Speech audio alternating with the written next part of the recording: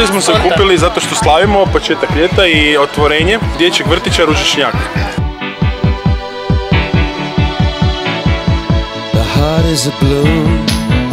Roditelji koji su izašli iz inicijative obiteljskog obogaćivanja, jedne edukativne inicijative. Iz te inicijative se skupilo par roditelja koji su po uzoru na vrtiće iz cijeloga svijeta, ovakve vrtiće, roditeljske vrtiće, koji su temeljni roditelji pokrenuli ovu inicijativu. U vrtiću će se provoditi program Optimist koji je preuzet od roditeljske organizacije Fomento u Španjolskoj, koji je razvijan zadnjih 50 godina.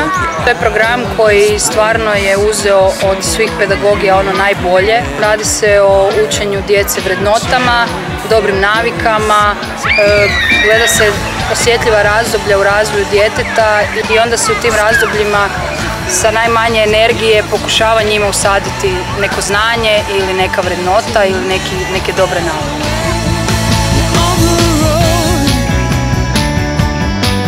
Mi smo saznali preko prijatelja ovako inicijativu obiteljskog obogaćivanja i toliko nas je zaintrigirao program da smo zajedno sa prijateljima kontaktirali udrugu i na kraju dofurali program u Rijeku. Mislim da ćemo uskoro imati vrtić u Rijeci.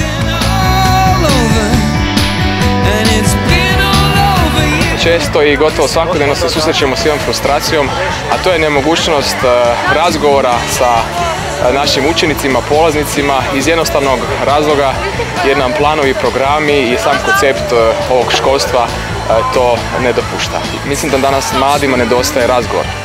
Upravo tu se krije prednost ovog koncepta i ove škole. Ako ova škola bude razgovarala i njegovala mentorski rad sa učenicima, neminovno se zatvara onaj trokut koji bi možda bio i logičan u svakodnevnom školskom sustavu, a to je da roditelji, mentori i sami učenici osjećaju da rade nekom velikom projektu. Dakle, svako dijete će imati svog mentora, educiranu osobu koja će jedanput ili dvaput mjesečno s njim imati individualne razgovore, koja će pratiti cijeli njegov razvoj, koja će gledati što djetetu dobro ide, koje su njegove mane, što bi možda trebalo ispraviti i koji će zajedno sa roditeljima onda raditi na tome kako najbolje iskoristiti potencijale koje dijete ima u sebi.